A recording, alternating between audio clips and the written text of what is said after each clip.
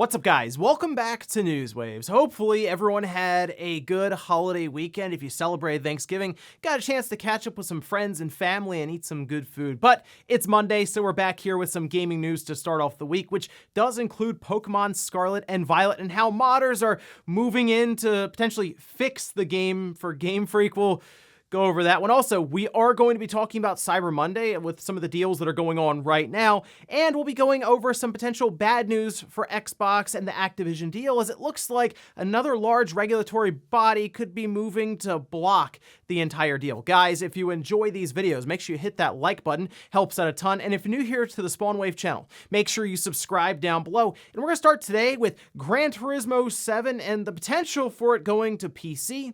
We've seen, of course, Sony move a bunch of their titles over to PC very rapidly. It continues to accelerate on. And now we're starting to hear some talks about this being something that Gran Turismo 7 could become part of. We can see this posted up over on GT Planet. This from the series creator, Mr. Yamauchi, when asked about it potentially moving to the PC platform, says, "Yes, I do think so. Gran Turismo 7 is a very finely tuned title. However, there are not many platforms which could run the game in 4K 60 frames per second natively. So one way we make that possible is to narrow down the platform. It's not a very easy subject, but of course, we're looking into it and considering it." Now, if you think about Gran Turismo 7, it was on the PS5, the PS4, and the PS4 Pro, but even then, that's a much smaller sample size compared to all the different video cards, processor combinations, RAM configurations that you would have for PC. This is one of the reasons that Sony went out and picked up Nixes, just to make sure that games didn't necessarily show up like Horizon did when it first launched, where it had its struggles, but recently seems like many of these ports have been going over in good shape overall. So I think Gran Turismo will make its way to PC at some point. To me, it just makes a lot of sense. Also, it does look like we could be getting ready to have the announcement for Street Fighter 6's release date. We can see this posted up over on Twitter from Xenosaga, pointing out that Street Fighter 6 has now been rated in Korea. Of course, we do see ratings when we're getting close to either a game reveal or its release date being shown, as the game itself getting rated means that, of course, we've seen them push forward to have the content in the game checked out. And we currently have it set at a 2023 release window. All right, so at any time we could see it show up with its release date, but I am kind of looking towards maybe the Game Awards. We've already seen Jeff Keighley do some work with Capcom for like Summer Game Fest, having different characters revealed there. So wouldn't shock me if, oh, here's Capcom with a big world premiere that's specifically being, I would say, just the release date. Who knows, maybe another character or parts of the story. A lot of things could play into that reveal to then end with the release date, so we'll have to keep an eye out for that one. Oh, and we did have big news for sales with God of War Ragnarok. We can see this posted up on Twitter from PlayStation saying, "Congratulations to Sony Santa Monica for making God of War Ragnarok the fastest selling first-party launch game in PlayStation history."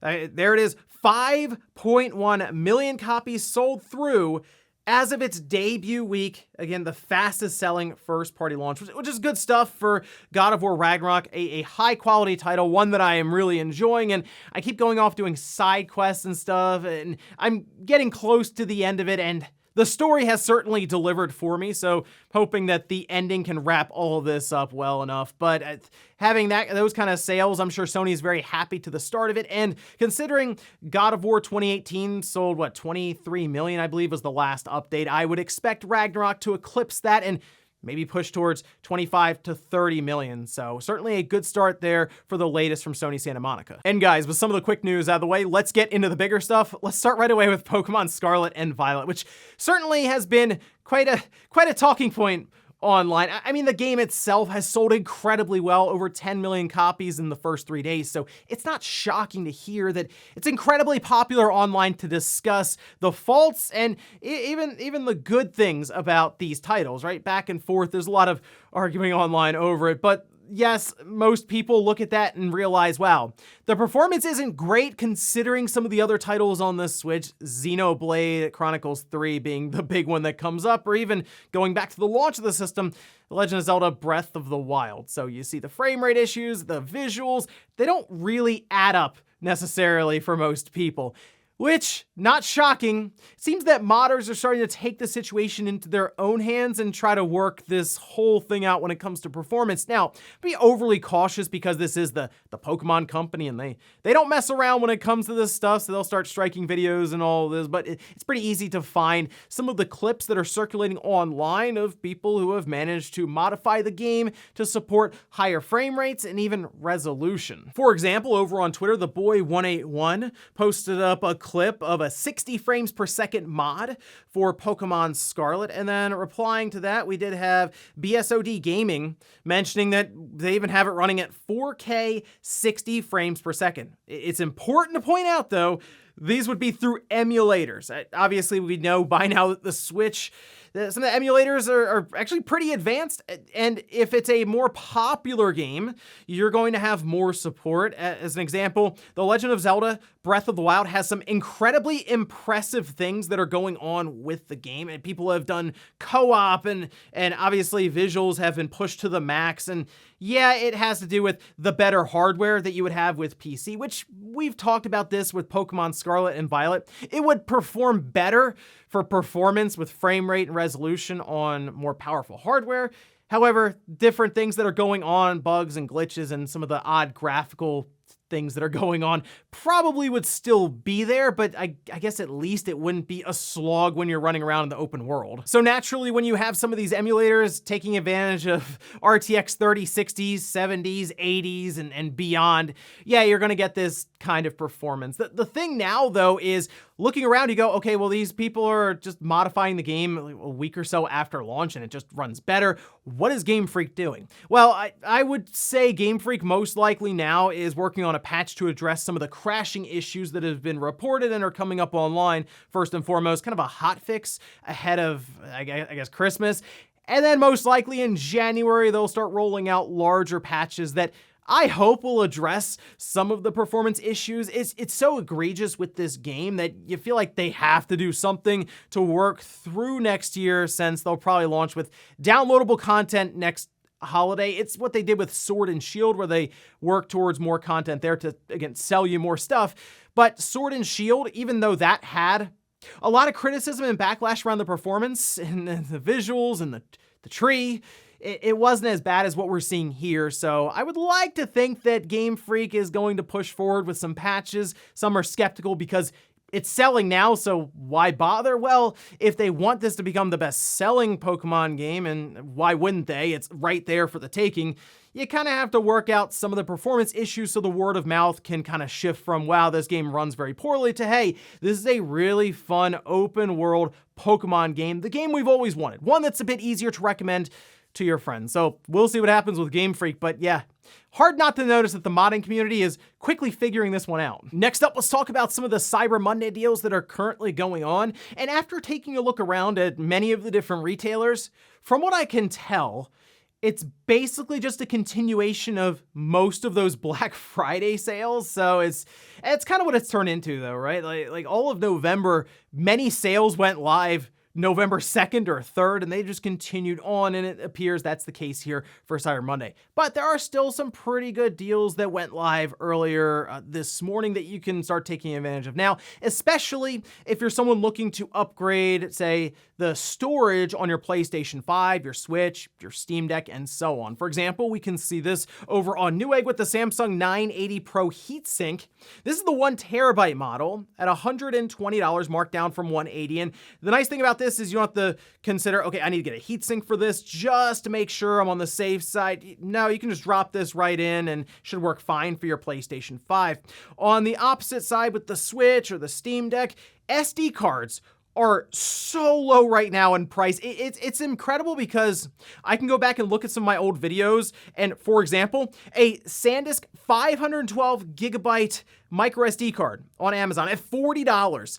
You remember back when the Switch first came out and we were like, how are we going to afford these SD cards when they're $250 to $300 for a 400 gigabyte card? Now look where we are. It's impressive stuff. As for hardware, I think the best I've seen so far that's a bit different from Black Friday is Best Buy, Target, Amazon were giving out gift cards with their Xbox Series S. Target was giving out a $50 gift card, with the Series S still being $250, so that's actually not bad there. For games, Death Stranding Director's Cut on the PS5. These are hard copies of the games, $20 over at Best Buy. Amazon has a bunch of Nintendo games on sale. Fire Emblem Warriors 3 Hopes at $30, 50% off. It's a pretty good pickup. Animal Crossing New Horizons at $40, Mario Party Superstars at $40, Bravely Default 2 at $31. Soul Hackers 2 got a 52% discount down to $30. I did end up picking up Soul Hackers 2, by the way, on Black Friday to add that to the collection. Nier Automata, that one on the Switch is down to $30, a pretty recent release. Dying Light 2 Stay Human on the PS5 is down to $25. And I noticed Diofield Chronicle, again, kind of a more recent release, down to $40. So overall, not too bad for Cyber Monday, but I don't think anything that just explodes off the page, really. And that's kind of how it's felt for most of this year, and especially this holiday with Black Friday not having any massive bundles or deals on some of the newer systems, and a lot of that has to do with them just not really being in stock for the last 2 years, so they're still working to catch up. One of the reasons I'm looking towards maybe next year where we'll start to see some larger bundles that are discounted down and maybe some that come with gift cards at this point. But let me know if there are any good Cyber Monday deals that you came across that you want to share in the comments. Next up, let's talk about an interesting situation that started to unfold with GameStop and potentially them just having customer information given out to strangers. This was weird. We can see this posted up on Twitter from Erico. Says, GameStop, every time I refresh my account, I see other people's info and orders, even addresses. Is this real? And it was very weird because they shared several screenshots of apparently checkout and order details from other people. And I mean, it's all there with their credit cards, and people got a bit concerned because, yeah, this doesn't look good. It looks like there's an error in GameStop's website to where anytime you're visiting that page, you'll get someone else's info. And think about how many people are hitting GameStop's site all at once throughout this last week. There's probably just information getting thrown all over the place. Well, VGC reached out to GameStop, and this, again, it's odd. They say this was immediately fixed the same day it took place. This was test data created by our teams, not actual customer data. Then VGC goes on to say, however, an online search suggests that some of the names and addresses that were shown to customers on its website could match real people. VGC has asked if real address data was used. So that kind of sounds like an excuse from GameStop to try to calm some concerns around there just being people's information just given out. Right? Like, that's obviously something that people would be concerned about when you go through, you check out, you put all your information, you figure it's trusted with them so that they won't have a situation where they just hand it out to whoever hits refresh on their website. But either way, I'm mostly bringing it up here just in case you have an account at GameStop with payment information. Keep an eye on your bank statements and maybe even go in and remove your payment info for now before we can get some solid confirmation on what exactly was happening here. And in our last bit of news, let's talk about the situation once again for Microsoft and Activision Blizzard. Of course, Microsoft moving to acquire them for just over $69 billion. But they've been running into some issues when it comes to different regulatory bodies across the world, specifically in Europe with the CMA. But now we're starting to hear some rumblings that the FTC in the US could have their own set of problems with this deal. We can see this posted up by Politico. They say Fed's likely to challenge Microsoft's $69 billion Activision takeover. They say the Federal Trade Commission is likely to file an antitrust lawsuit to block Microsoft's $69 billion takeover of video game giant Activision Blizzard, maker of hit games Call of Duty and Candy Crush, according to 3 people with knowledge of the matter. But then you read down a bit further and they say a lawsuit challenging the deal is not guaranteed, and the FTC's 4 commissioners have yet to vote out a complaint or meet with the lawyers for the companies, 2 of the people said. However, the FTC staff reviewing the deal are skeptical of the company's arguments. So it is a little weird reading through that because initially they seem pretty confident, Politico, that there is going to be some sort of lawsuit filed by the FTC, and then kind of back off a bit after getting the headline out there saying, well, it's not really guaranteed. They're still working through some of the very early stages of that even being a possibility. Well, Activision not taking too kindly to this news, as you would expect. In fact, we can see this posted up over on Twitter. This from Lulu, who's the EVP Corporate Affairs and CCO at Activision, saying, seeing a lot of speculation about Microsoft's acquisition of Activision Blizzard. Any suggestion that the transaction could have anti-competitive effects is absurd. This merger will benefit gamers in the US gaming industry, especially as we face stiffer competition from abroad.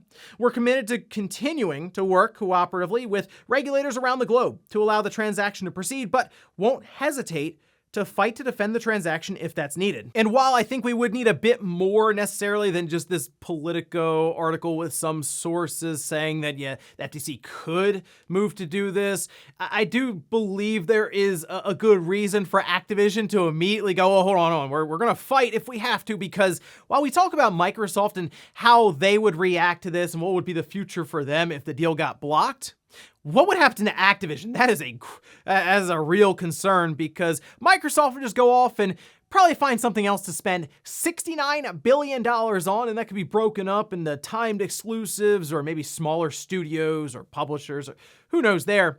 Activision that would hurt. Like, their stock would certainly plummet. I mean, in a world now where there's a lot of tightening when it comes to the stock market and stocks are just on a downward trajectory right now, it would be rough. They would get hit really, really hard. And we've talked about it on the podcast over the weekend, and Nate even said it's possible that they could shutter in a year because of how badly this would damage them, which would be incredible stuff, since Modern Warfare 2 has been nothing but overwhelming success for them since it launched last month. I mean, it's impressive stuff with the concurrent player count, the sales, the revenue, the whole deal. But we'll see how this continues to unfold, as we've basically been following this every step of the way, and a lot of that has to do with it being the largest transaction, obviously for video games, just in general for acquisitions. It's a very large move here from Microsoft, so obviously it's under a very large spotlight, and we're hearing some weird stuff back and forth between Microsoft and Sony that I went over last week, and now we could see some even weirder stuff happen if the FTC actually gets involved with their own lawsuit, but I guess we'll cross that bridge if we come to it. And before we go to the comment of the day, we're gonna take a look at the poll that I posted up yesterday. We're asked, have you played Kid Icarus Uprising for the 3DS? 75% say no, 25% say yes. Again, great opportunity here for Nintendo and Sakurai. If they actually make this happen, I think there is a large audience that would at least be interested or curious in this game. Now, it would be that situation of them porting it from the 3DS to the Switch with, if there were little to no alterations when it comes to content. I mean, it's jumping from a $40 to a $60 price. Maybe that has them a bit concerned or thinking, okay, can we add more to this? Can we do things that are different? It's possible some stuff was cut when they put it on the 3DS as opposed to if it was a console release. So I'm hopeful this game does make the jump to the Switch, because I think there is more success for Kid Icarus, the entire intellectual property. Most people know him from Smash, so bring this game over to the Switch with this large audience that's clearly buying up a lot of software, and let's see what can happen. And we'll finish up at the comment of the day, as you're seeing here. This is from Brendan saying, my thing with Pokemon is the whole shiny issue. I don't know who thought it would be okay to hunt shinies without hearing a noise, especially when some Pokemon like Flittle looks almost exactly like the regular one, and they're so small. Had to squint hard and keep looking after hours of shiny hunting, which has become a staple in the game. That should have never happened, because too many older people play Pokemon from 26 years ago. Our eyesight isn't the best. And I was thinking about this. I never got into the idea of just hunting down different shiny Pokemon, and part of that's because I didn't really know why people were doing that. I can only assume it's cosmetics, which, hey, cosmetics work in video games. Some people spend a lot of money on that, but in this case, it's the time involved, and maybe it's your favorite Pokemon and you just want to find that shiny variant that's very unique. And some of it's also, I'm sure, just trophies, like look how many shiny Pokemon I've found, but I just never really got into it. Although I do understand at least the pull to finding one. I think it's more special maybe when it's just random and you're not out there spending hours running around in a field looking for one. And ladies and gentlemen, that's going to do it here for Newswave. If you enjoyed this video, guys, hit that like button. If not, hit the dislike. Leave comments down below about everything we talk about here today. Where's Pokemon Scarlet and Violet modder seemingly stepping in? How far do you think they're going to push this on platforms like the PC? And do you think Game Freak or the Pokemon Company maybe get involved legally? And then also, what about Cyber Monday? Any good deals you've come across there? And then Activision, Blizzard, Microsoft, seemingly getting some resistance from the FTC. How much longer do you think this whole thing goes on? Thanks guys for watching, and I'll see you next time.